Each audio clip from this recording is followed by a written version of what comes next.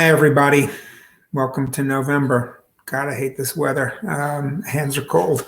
Um, but because it's November, I thought I'd try something a little bit different. This month we have three wines, all of the same grape, Cabernet Franc. And just a little background on Cabernet Franc, so this video might go a little bit longer than the other ones, and why I chose Cabernet Franc. I think Cabernet Franc, first of all, is an excellent red wine choice for our transitional summer into autumn and into Thanksgiving fare.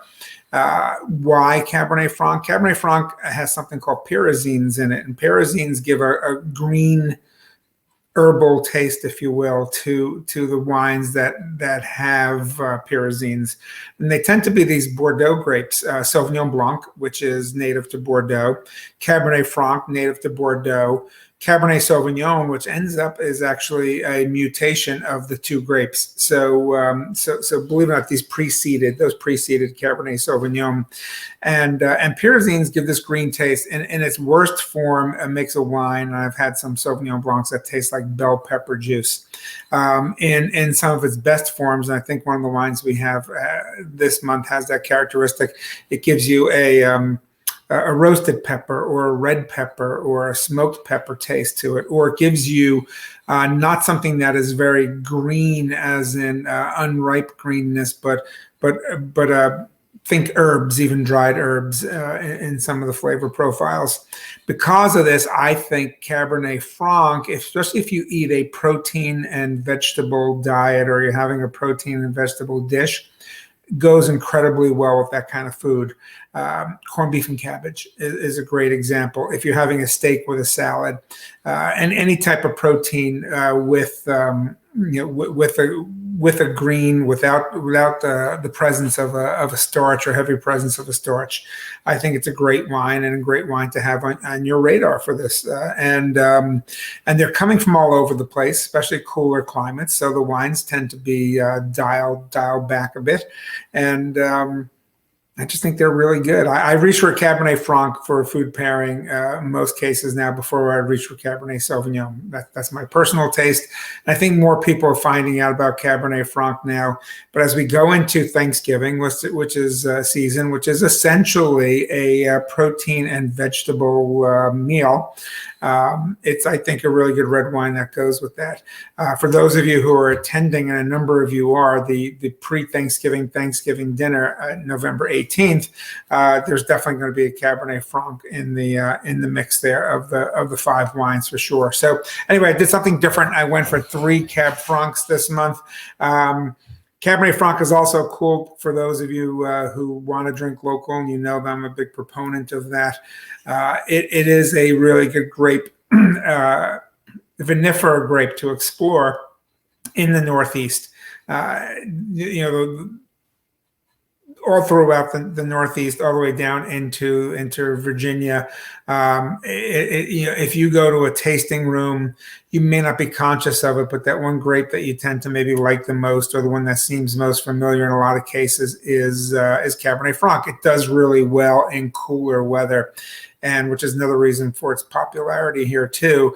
Cabernet Sauvignon there's not enough heat in the Northeast, as much as you think summers are really unbearable, to get Cabernet Sauvignon grapes ripe enough to get to that level of flavor profile that most people are familiar with when it comes to Cabernet Sauvignon. And Cabernet Franc, is often used as a blending grape. You have had it in wines if you haven't had a full-fledged Cabernet Franc before, and we're going to talk about that with the other wines. So you've had the grape somewhere along the way. Now it's a good time to get more familiar with it, and I will start with Boundary Breaks from the Finger Lakes. Oh, I waxed poetic. I love Boundary Breaks Winery. They do some really, really cool stuff with Rieslings. They are on the northeast side of Seneca Lake. Really spectacular piece of property overlooking the lake on this beautiful hill. Very nice tasting room too. If you're up that way, it's definitely worth a visit.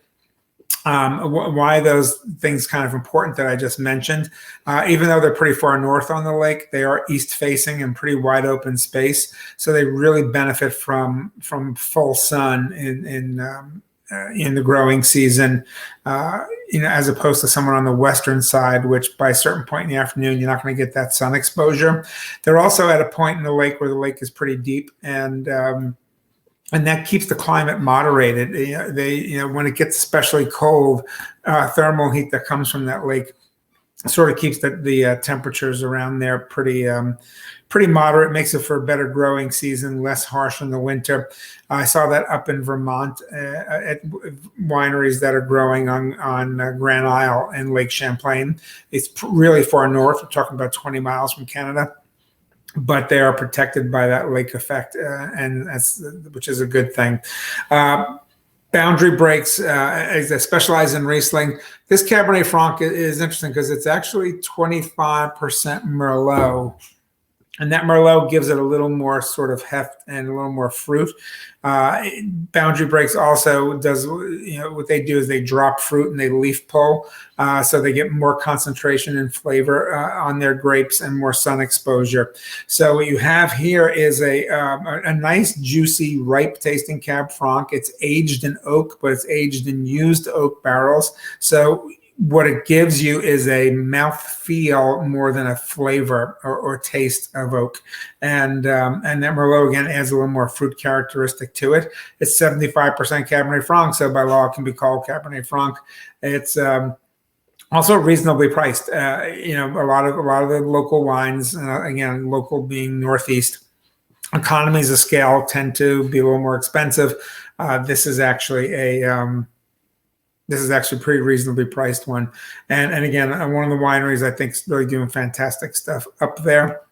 Again, we talk about food pairings. Cabernet Franc, again, think protein and vegetables. And I think you're in the right ballpark, and we'll talk more about that in the next couple of videos. One other thing about Cabernet Franc is, there's no signature grape yet in New Jersey. Riesling's become like the signature grape in the Finger Lakes.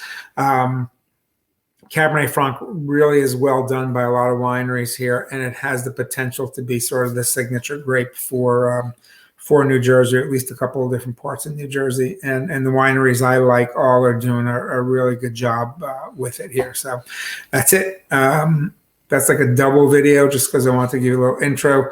And I'm going to end that, and we're going to move on to Cab Franc number 2.